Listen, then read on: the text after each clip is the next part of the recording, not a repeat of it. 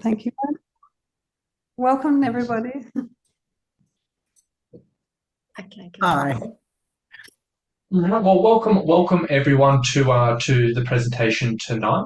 Thank you for all taking a bit of time out of your Monday night to come and listen to me. So, if you haven't come across me before, my name is Rowan Smith. I come on once a month and talk about training for hiking and different topics. What we're going to be talking about all today is preventing sore calves on multi-day or longer hikes, which is a pretty common thing. I know a lot of people struggle with it. I struggle with it myself. So a few bits and pieces of your end is if you are not currently on mute, if you mind just popping yourself on mute, just so as I'm doing the presentation, just in case there's a dog barking or something like that, that would be awesome. Number two, as we go through, if anyone does have any questions about this particular topic or anything I say or anything else they're curious about learning about, feel free to just pop it in the chat and I will do my best to answer it as we go through.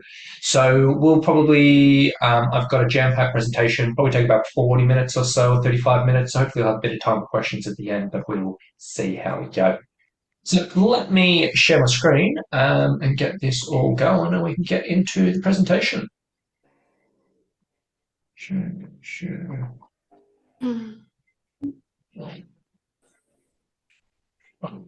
Here we go. So, yeah, we are talking all about today preventing sore calves on multi-day hikes. So, essentially, as I said before, sore calves, really common issues for so many hikers out there and something that I struggle with quite a bit when I go out and do my hiking. For some people, this can be a situation where it's just a little bit uncomfortable, a little bit sore at the end of the day, a little bit niggly or whatever it may be, not a huge amount of fun. For other people, it can get really bad. Sometimes you can wake up and feel like, your calves are almost like steel rods. They're so sore. They're so tender. They're just absolutely rock solid, which absolutely suck. That's not much fun. For some people, they can get that cramping at night where they're asleep and the calves are just like kind of keep on cramping when they're in the tent or the cabin or whatever it may be. Not much fun. And, if it kind of goes to the extreme and it sort of happens day after day and it's like the calves are just not in a good position can sometimes lead to overuse injuries, which is obviously not a huge amount of fun. So today we're going to be covering a little bit about this, talking about what the calves are, why they so commonly get sore on these longer hikes, 3 different areas of training you can use to prevent these sore calves and help them feel a bit more comfortable. We'll talk about a couple of really simple hiking techniques in quotation marks, which you can use to help save the calves on the trails. And then also some simple ideas on how you can manage sore calves if it actually does happen in the middle of your adventure. So to start with, what are the calves? Just in case you don't know what we're actually talking about, the hip flexors, that's right. The calves are a pair of muscles in the lower limb. So essentially coming into to this picture here, just below the knees, we've got this big section between the knees and the heel, basically. Now, the calves are made up of 2 muscles. We've got our gastrocnemius, which is a little bit higher. Typically, the muscle you sort of feel if you're poking your hand down just below your knee, that big muscle that's poking out. That's known as the gastrocnemius. There's also another muscle that's a little bit lower, a little bit deeper. And in this picture, you can kind of see a little bit lower, sits behind the Achilles tendon. Can't really feel that one a huge amount, but it's there and it's just as important. We'll talk about that in a little bit more detail around these things a bit further in, but important to be aware there's 2 of them going on. Now, essentially what the calves are mostly used for is what's known as plantar flexion. So basically just pointing your toe down. So essentially when you're driving, press the accelerator or when you start walking up on your toes, that's kind of what the calves are doing there, responsible for that movement. Also, the gastrocnemius, it does cross over the knee, so it is responsible, does a little bit for your knee bending as well. It's not like a main thing of it, but it is responsible for a little bit there. These are essentially really crucial when it comes down to helping stabilize and support the knees, the ankles, and the feet. So many hikers struggle with the knees, the ankle, and the feet on the trail. It's just sort of something a lot of people kind of are aware that they get knee issues or ankle issues or feet issues. So the calves play a big role in all of these things. And on top of that, calves are constantly used whenever we're walking, hiking, standing, balancing, pretty much anything. As much as we may not always feel them, they're always doing something. Now, why do the calves get so sore on multi-day hikes for some people? In all honesty, you just kind of escape them getting used when we're hiking. Ultimately, when it comes down to any type of sore muscle, if the body hasn't been properly exposed to the challenges it's going to face on the trail. So if the calves in your preparation, in your training, are not ready for the challenges they're going to face on the trail, this basically leads them just get a bit overused, a bit overworked, can lead to them getting really tight, really sore. Same for any muscle in your body, but that's kind of what we're looking at there. Now, for the calves, there's a lot of factors that can sometimes trip the calves up in regards to being underprepared. Elevation going up specifically when we go up hills, when we go upstairs, the calves do a lot of work. And if we're not prepared for that, that can lead to a bit of soreness. Distances, just the calves are obviously working every single step we do. So if we're not prepared for the actual amount of time we need to spend hiking, that can be a challenge. Hiking speeds, the quicker we go, the more the calves do. So if we're walking at a pace that's a little bit quicker than we're used to, that can be a little bit tricky. Pack weight, anytime we have pack weight, we overload things. Rougher terrain, the calves do a lot of work when we're on sort of unstable terrain, trying to stabilize the ankles and the feet. So there's a lot of factors which can sometimes trip the calves up in regards to preparation. Now, on top of that, when it comes down to training calves is really, really boring. It's one of the least exciting things when it comes down to your training. I would say 90% of people who are on this call who've gone to the physio before and they've said, hey, I've got knee issues. Hey, I've got foot issues. Hey, I've got ankle issues. If you've ever had any of those, your physio probably has said, hey, at some stage we need to do calf raises. And probably the majority of people who've said that may have done it for a week or two and then got really bored and just don't stick with it. It's just one of the tricky things with calves. It's very, very boring and that often leads us to neglect it and that trips us up.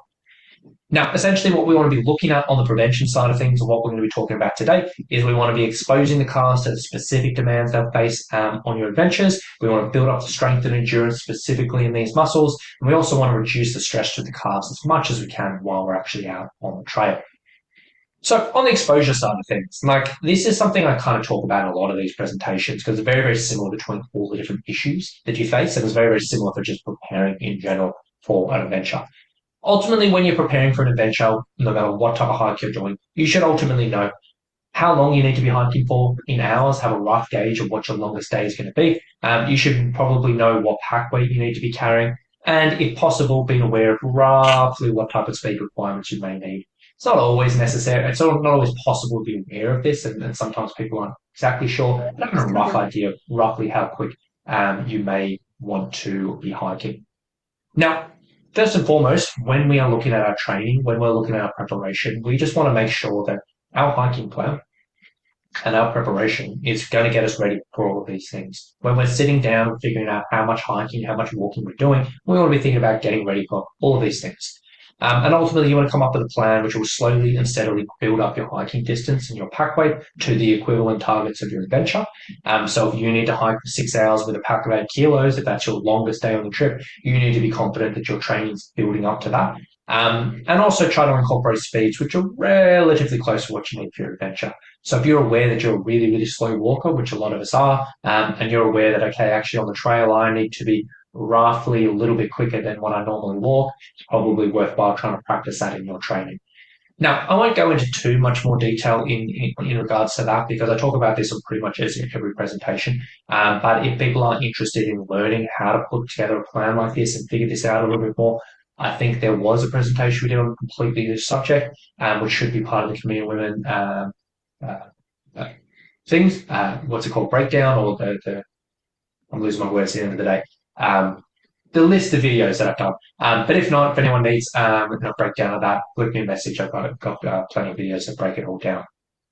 So beyond that, that's the main thing. And if you cover that, that'll get you 90% of the way. But what if you're already figuring out your hiking and what if you are still worried about your calves? Well, next step is building direct strength in our calves. So actually taking those muscles and building strength and endurance. If we build up strength, tolerance, and resilience in our calves during our training, we can reduce the likelihood of them getting sore on the trail. Same goes for any muscles, your quads, your hamstrings, your hip flexors, as we talked about in a previous presentation. Same thing. Building up strength goes a long, long way. Essentially, when we're looking at this type of training, we want to ensure if we are doing this type of training that we're targeting both muscles of the calves. A lot of people will be familiar with training which will target one calf muscle, which is sort of the typical exercise a lot of people see online or they're given by physios, whatever it may be. But if we want to get the best results, we want to make sure we're targeting both of them because they can both trip us up on the trail. So the first and foremost, this is one that a lot of people are very, very familiar with and they've seen before. It's like what's called a straight leg calf raise. We're basically on a step or on a plate or something like that. legs relatively straight, and we're pushing straight up, straight down. This is the thing a lot of people see before, done before, or whatever it may be.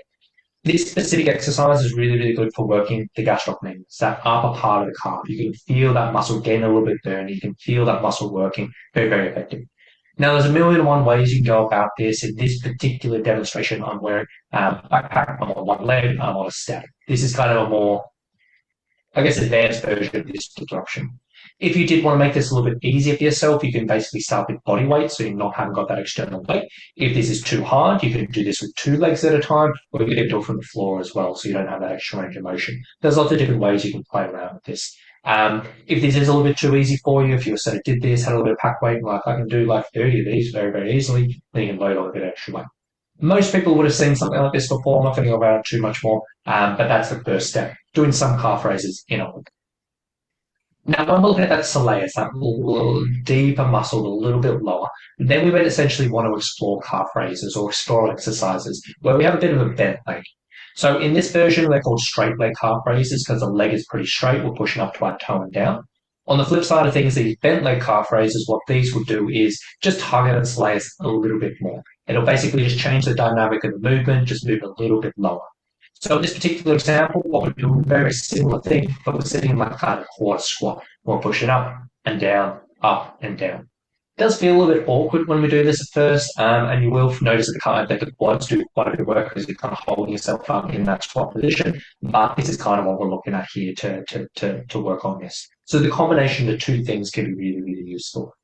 Similar to the other exercise with this one, there's lots of variations you can do. If you want to make it a little bit harder, you can do like one leg at a time. You can go up a step or whatever it may be. If it's a little bit too easy, you can just do a couple of repetitions, or you can add a bit of weight or whatever it may be. So a few different options there.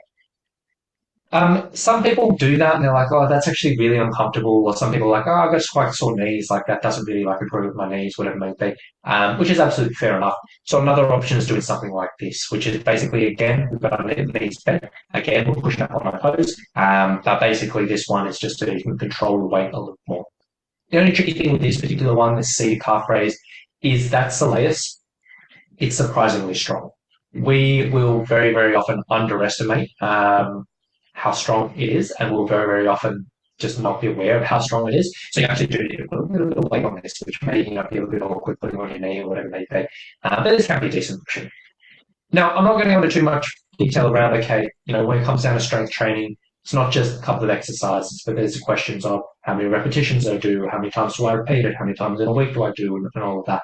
And we'll be talking about that all day, all night if we went into that. So as I often talk about in these presentations, if you were interested in strength training for hiking, were interested in finding out how to actually take those exercises, put into a bit of a workout plan, how to actually figure things out for yourself. I've got a free little mini course which basically can get you started with strength training. The Insider Day basically talks you through some of the more benefits of strength training. So we're talking about calves specifically, but there's some broader benefits for this type of stuff. Talks about the principles of effective strength training, how to get the most out of this type of training. It also teaches you how to create your own strength workout. So not only how to take those exercises I showed you, put them into workouts, but also how to sort of build things out for yourself with everything else you may need. If you do want to get access to that completely free, you can just go to summitstrength.com.au/strength-mini-course. Completely free course. You can check it out and work through that for yourself. So that's the strength training side of things. That's building up that muscular strength, which can be really, really useful for your calves. Now, on the flip side of things, we want to think about endurance. Now, strength is essentially that heavier ability for the muscles to produce force. Endurance is the ability of your muscles to produce sort of a medium amount of force again and again and again and again and again and again, which is really relevant for hiking. Now, there obviously is a little bit of a difference between if we did some of those calf raises, we may do 8 or 10 or 15 repetitions at a time. There's a difference between that and when we're actually out on a trail and we have to do hundreds and hundreds and hundreds of steps going up a hill. So that's essentially where our endurance training comes in. Now, ways we can develop endurance for calves for hiking, two really, really simple ways, and these will sound very, very familiar because I kind of talk about them in pretty much as every presentation. It's just great methods of training for hiking. But specifically here, number one, loaded pack walking, simply just whacking on a pack, walking around the local neighborhood. The idea behind that is we're just getting exposure to those demands of the packway, loading up the calves in just 30 minutes, 40 minutes, 60 minutes of just walking around. It may sound really, really simple, but it can be a really, really good place to start. On top of that, doing some stair or hill climbing, where essentially you find a nice long set of stairs, find a nice long hill, literally just going up and down, up and down, up and down. As we said before, that going up portion does use the calves a lot, and that does sort of take a bit of a battering on the calves. So we can introduce this in our training and expose the body to this in our training can be really, really useful. On top of that, these sessions will have a dozen other benefits for your preparation, so they're really, really, really useful. But this is kind of where we get that endurance work for the calves. Now, to make these a bit more specific for your trip, if you're leading up to your trip and you're like, I want to make sure my calves are really, really good, we want to slowly build up to your target pack weight. So you need to be ready for a 6 kilo pack, ideally over the weeks with your stair and hill climbing. Before you go, you can actually do a stair hill session with a 6 kilo pack. Pretty straightforward. So on top of that, it's making sure you're doing it in the same footwear that you're planning on hiking. Because I know a lot of people that I've worked with in the past, they kind of get tripped up in the sense that they do all their training wearing a certain pair of shoes, and then they're actually like, well, on my hike, when I go on my adventure, I'll wear something slightly different. And then all of a sudden, there's just slightly different demands for the feet, and it's just not 100% trained. So whatever you're planning on wearing for your hike, wear the same footwear when you're doing these sessions can go a long way, regardless of whether you're wearing high top boots, low cut shoes, whatever, anything in between. Just whatever you're planning on wearing goes a long way. Now, that's the basics of the training. Exposure through just having a good hiking plan when we're getting out and hiking, doing some strengthening, and also doing a bit of endurance work. Now, let's talk about a couple of simple things you can do when you're actually out on the trail, which can take a little bit of pressure off the calves.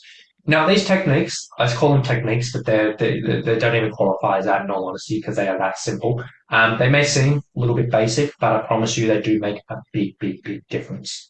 Now, there are two areas in the way that we walk and the hike which can contribute to calf soreness. Number one is speed. Number two is how we actually climb up hills.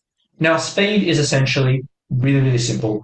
Quicker speeds equal more force through the calves. As we are pushing along, as we're trying to go quicker, the calves will do more work as it tries to propel us step by step by step.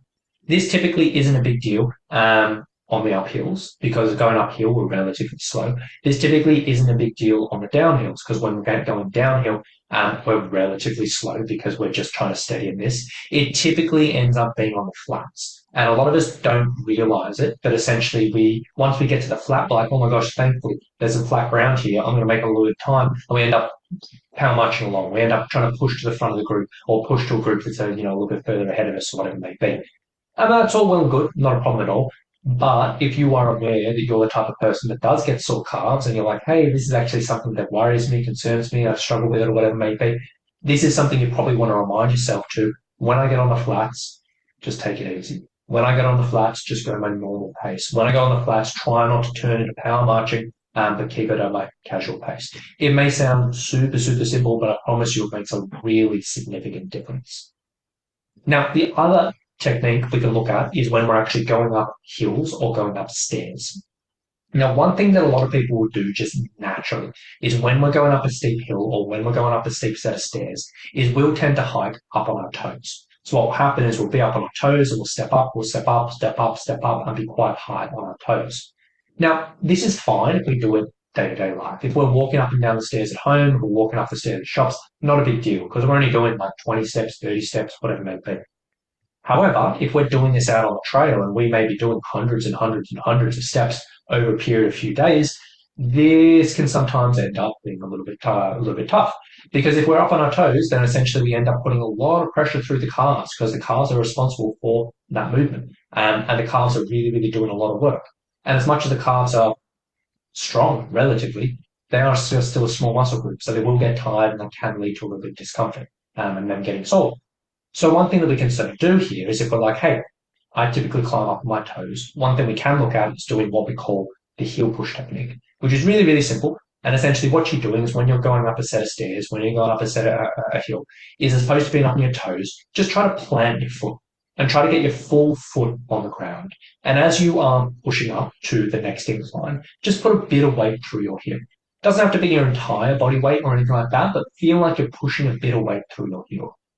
Now, what that does is essentially just changes the force dynamics a little bit. Takes a little bit of pressure out of the calves and gets the hamstrings and the glutes, which are big muscles, doing a little bit more of the work. This can be a really, really simple thing, but just takes a huge amount of pressure out of the calves. Now, admittedly, this may not always be doable.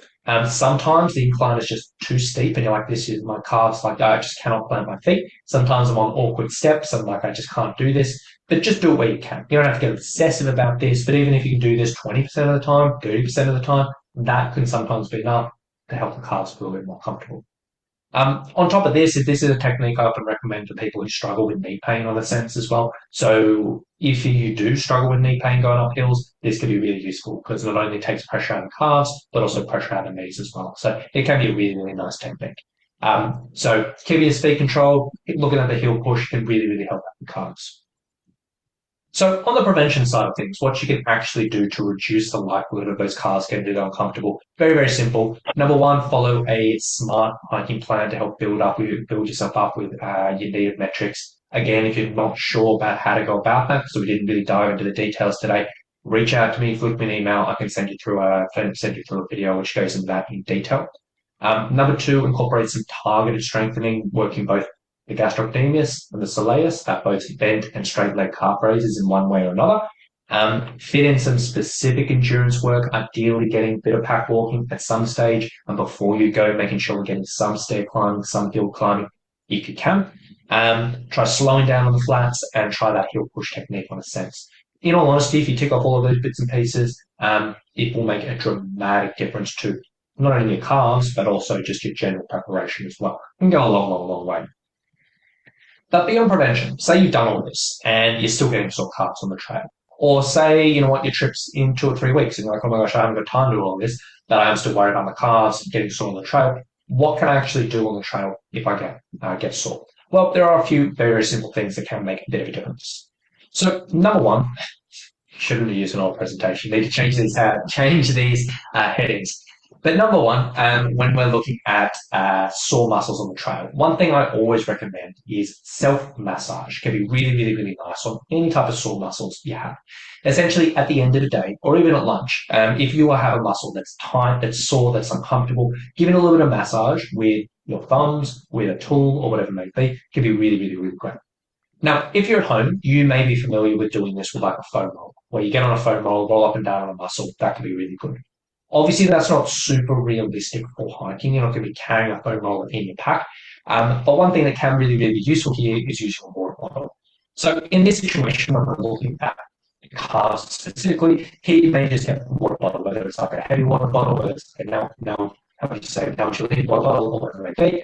And essentially all we're doing is just sitting on the ground, popping our calf on top, and then essentially you can either roll up and down and just do some little rolls up and down, up and down, up and down. Or if that's a little bit uncomfortable and like, hey, this is a bit too intense, then you can literally just sit on it, rest your weight on it, and just do some little toe points, which I think I'm going to demonstrate in a second. Yeah, and do some little toe points. And you'll notice, hey, that's pretty intense. That's where it works in the calves. And you can spend 2 or 3 or 4 or even 5 minutes on this. It can be really, really nice. With this type of stuff, I usually recommend doing it before you go to bed. If you realize that, hey, my calves are sore at the end of the day, or my calves are really tired at the end of the day, just doing this before you go to bed for a few minutes can go a long way just to reduce the likelihood of things flaring up. On top of this, you can use this as a bit of an emergency technique if you are halfway through a day and you're like, oh my gosh, things are getting really, really tough. For myself, I did this when I did Kokoda a few years ago now, and I did really, really good with my preparation. I did really, really good with my training. But one thing that I hate training is my calves. And I didn't realize it at the time, but every single training session I did leading up to Kokoda was I had it in my plan to train my calves and do what I preach, but I came up with some excuse to skip it. And I realized that as I got out to Kokoda, that a lot of up and down hills, I was physically fine except for my calves. And day one, they got absolutely battered. They got absolutely hammered. They get really uncomfortable. So I was using this in kind of most of the breaks in the first day. I was doing this at lunchtime. I was doing this in the spots just while we were sort of hanging out for a drink or whatever. And it really got me through the first day as I got through. So this can be a really practical thing and kind of play around with. Now, on top of that, if you want to get a little bit more out of this type of thing, combining the self-massage with a little bit of stretching, can quite often upgrade that a little bit. There's a million and one ways you can stretch your calves, but basically just finding a step or a rock or something like that, and literally just in your shoes, just popping your heels off, go popping back. Typically, it's easy to find a rock or a log or something like that, and just sitting back for a minute or two. And essentially combining that a couple of minutes of that, a couple of minutes of that, that can be quite nice. If you do wake up in the morning before your hike, you're like, oh my gosh, my calves are super sore in the morning, then this can also be a nice warm up and just do it before you get moving, get a little bit of range of motion, can go a long way.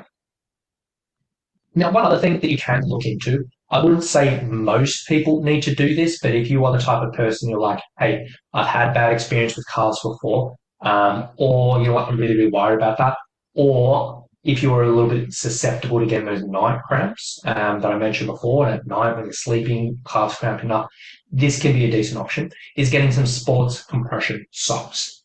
Now, essentially, as I said, this isn't necessary for everyone, but this can be really useful if you're in one of those situations. Yeah, basically what sports compression gear is designed to do is it helps improve circulation when we're not moving. So when we're exercising, when we're hiking, when we're training, a lot of blood moving around naturally. When we stop moving, essentially the blood will kind of settle and it won't move around quite as much. Day-to-day life, not a big deal. If we had a big, big, big, big day of exercise or muscle been doing a lot of work, sometimes if we just stop, sit around, don't do anything, this can lead to a little bit of muscle soreness. So the idea behind sports compression gear is you could wear this after exercise. It will just enhance your circulation a little bit, keep things pumping around, help things feel a bit fresher, and can be quite nice for reducing muscle soreness. Um, Typically what you would do if you were going down this route is you would get a pair, keep it in your pack or keep it in your gear, and then basically at the end of the day's hiking, you would wear this around camp for a couple of hours, or you'd wear this at dinner for a couple of hours. Don't need to wear it sleeping or anything like that, but just getting 2 or 3 hours in this between any hiking and before you go to bed can go a long way. Yeah, really, really useful.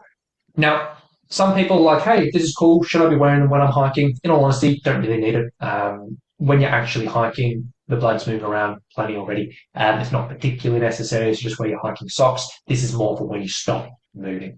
If you're going on a really, really, really cold hike, or if you're doing like a photography tour where you're like, hey, stopping and starting all the time, maybe worthwhile doing if you on the trail, but for the most part, not super necessary. Now, only drawback to this, and this is why I say like most people don't need it, it's just it costs you money. The socks are costing like $50, $60 or something, so they're not particularly cheap. For for some people may not particularly need it. One thing to be really, really clear about this, and I always want to be very, very clear, if you're looking at this and if you're looking at using this when at the end of the day, what we want to be looking at is sports compression socks with the word sport in it. This is different to aeroplane or hospital socks. There's different levels of compression, different things. The sports compression stuff is pretty safe just to kind of like move around. It's pretty comfortable. If you fall asleep in them, it's not going to be an issue or anything like that. Sometimes the airplane stuff can be really, really tight. The hospital grade socks, again, like a little bit different. So if you go in that group, sports compression socks, you can just go online, check them out. There's a million one brands out there. But yeah, that can be a decent option. So wrapping up, realistically, when it comes down to this type of stuff, we talked through a bunch of stuff, but if you do just follow a well-rounded training plan, most training for hiking plans will kind of cover most of these things. Most training for hiking plans will cover your hiking and actually building up your structure. Most hiking plans will cover some type of calf strengthening. Most hiking plans will cover some type of pack walking and stair and hill climbing, and all of that. So in all honesty, most well-rounded training programs should cover these things regardless. But hopefully now if you are aware that, hey, I get sore calves, maybe I'm not doing some of those things, or maybe as I like for myself, I'm following a plan, but you know what? I'm actually skipping this certain thing every single week because I hate it. Maybe that's something that I want to have a look at there to keep in mind. Now, last thing I will sort of say, as I always sort of say at the end of these presentations, hopefully this does give you a solid overview around how to help with this. If you were in a situation where you're like, hey, this all makes sense, but in all honesty, it's a bit beyond me to put this together, or maybe I've got other things going on, want a little bit of help with that, whatever it is. If you did want a little bit of help with your training, I would love to chat with you. What we do through Science Strength is we offer personalized online training programs for hikers to help them get fit, strong, and resilient for their adventures. Now, essentially what our packages include is we will create a custom and personalized workout program to get you ready for anything the trail may throw at you, not just your calves, but your whole body, making sure you're all ready. We'll educate you on the peripheral factors that help you make or break an adventure, such as nutrition, recovery, self-care, mental strength, and also give you the coaching, support, and accountability to keep you on track. Now, if you did want to learn a little bit more about this and basically just see, if we may be able to help you, essentially what you can do is you can book a quick call with our team, just a little catch up, 10, 15 minutes, just to get to know you, have a little bit of explore, just see if we may be able to potentially help you out. And there's a booking link specifically for Camino Women at this link here, which is summerstrength.com.au/Camino Women. On that page, you can book straight into our calendar, just a quick 15-minute call, and just have a little connection, a little bit of a chat if you were interested. On top of that is if you weren't so sure about training, but you're like, hey, actually maybe I just want a free resource or two, something to help me get started, you can always hop on that call. We can point you in the right direction as well.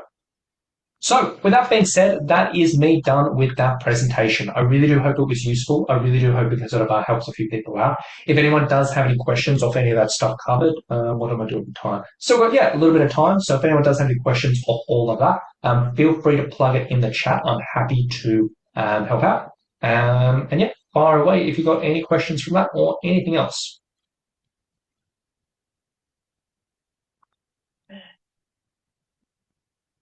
Daniela, I think Pip is recording this. Do you mean the video of this presentation? If so, Pip is recording this and that'll be posted up on the Camino Women website sometime soon. But if there was another video that you want to check, just let me know.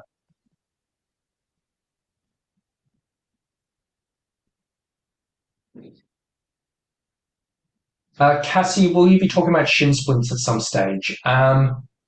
I don't think it's on the list of presentations that I have. I can't remember what my next ones are, but what I'll do is just bear with me a second. I'll share a couple of links in chat, which will be useful for that.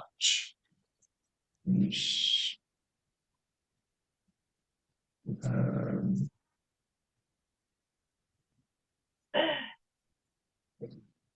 Oh, you know what? I can't find the video.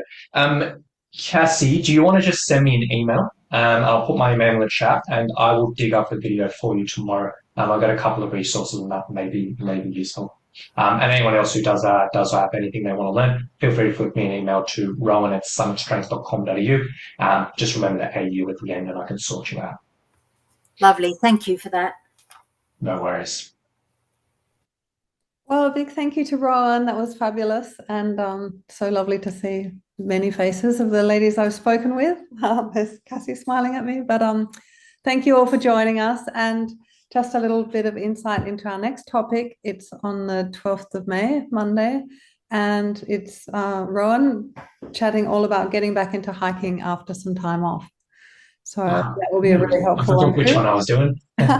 I'm sure that'll be very good for me too. So anybody that's interested in that, please come along on the 12th of May and learn some more beautiful training tips from Rowan. But a really big thank you, Rowan. That was fabulous.